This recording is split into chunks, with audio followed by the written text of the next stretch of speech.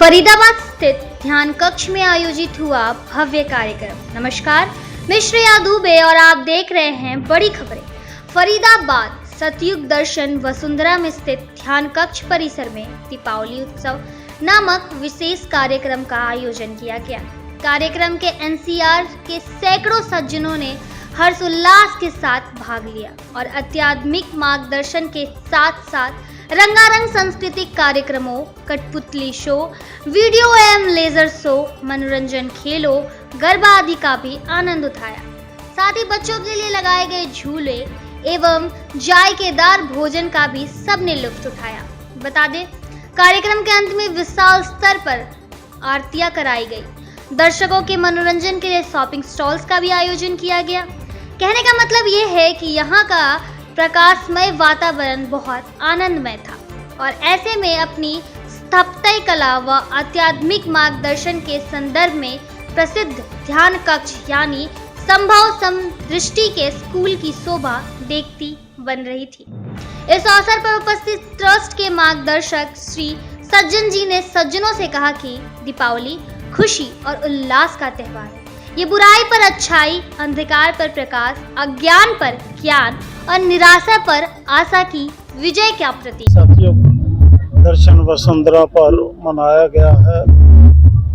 वैसा ही प्रकाश उत्सव कुल ब्रह्मांड में मनाया जाए, उसके लिए हमारे विश्व स्तर पर हर शासक को प्रार्थना है कि वह अपने अपने देश में हर व्यक्ति को मानवता का पाठ पढ़ाने तो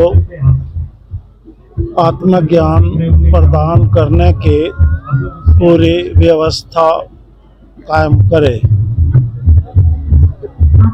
और उस व्यवस्था को मजबूती देने के लिए जगह जगह संभव समदृष्टि के स्कूल खोले जाए और जो संभव समदृष्टि का सबक है उसका विधिवत पाठ्यक्रम बनाकर जन जन तक पहुंचाने का को प्राथमिकता दें, ताकि आज जो संसार में हर मानव भय के वातावरण में जीवन जी रहा है या परस्पर दूरियां बना बैठा है जातिवाद के कारण या भिन्न भिन्न जो धर्म दुनिया में बन गए उनके कारण अलगाववाद पैदा हो गया ना, ताकि वह अलगाववाद इस संसार में समाप्त हो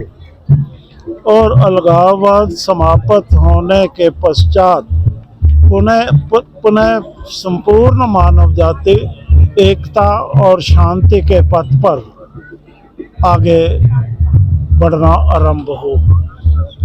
ऐसा सुनिश्चित करने पर ही इस जगत की भलाई है और ऐसा सुनिश्चित करने पर ही इन शासकों के यश कीर्ति फैलेगी। दूसरी बात हमने ये कहनी है कि जब आदिकाल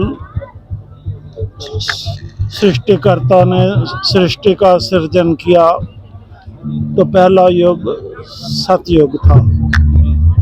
सतयुग में ईश्वर का साम्राज्य पूरे ब्रह्मांड में होता है। उसमें ये जो भारत माता है ये टुकड़ों में नहीं बंटी हुई है। संपूर्ण जितनी भी पृथ्वी है वो संपूर्ण भारत माता कहलाती है और जो इंसान होते हैं वो उस भारत माता के कर्तव्य परायण सपुत्र होते हैं तो भारत माता खुश होती है ना। तो अगर उस भारत माता को प्रसन्नता देते हैं उस प्रकार की, तभी ही ये उस योग्य हैं कि भारत माता की जय का नारा बोले।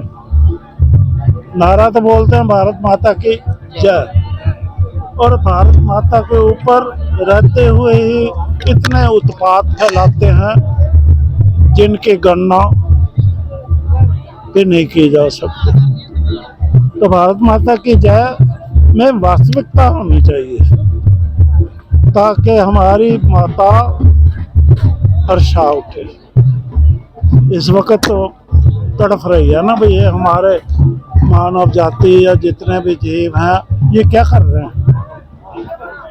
तो माँ को तो दुख होता है ना, जिससे बनत बने हमारी माटी के पुतले हैं ना सारे। तो ये हमारा कर्तव्य बनता है, ये उसके प्रति श्रद्धा भाव बनता है भारत माता के प्रति।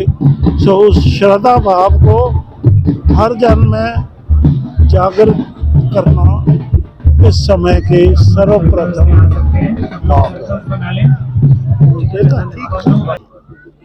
आगे बढ़ना आरंभ हो, ऐसा सुनिश्चित करने पर ही इस जगत की भलाई है, और ऐसा सुनिश्चित करने पर ही इन शासकों के यश कीर्ति फैलेगी। दूसरी बात हमने ये कहनी है कि जब आदिकाल सृष्टिकर्ता ने सृष्टि का सृजन किया तो पहला युग सतयुग था। सतयुग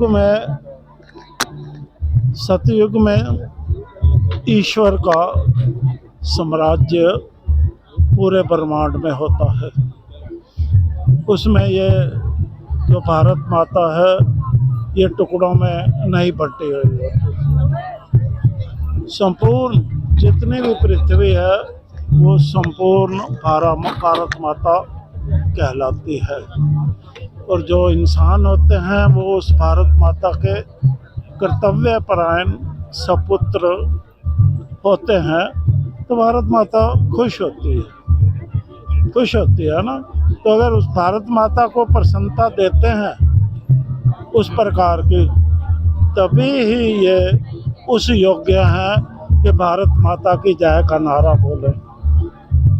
नारा तो बोलते हैं भारत माता की जय, और भारत माता के ऊपर रहते हुए ही इतने उत्पात फैलाते हैं जिनकी गणना भी नहीं की जा सकती। तो भारत माता की जय में वास्तविकता होनी चाहिए ताकि हमारी माता हर्षा उठे।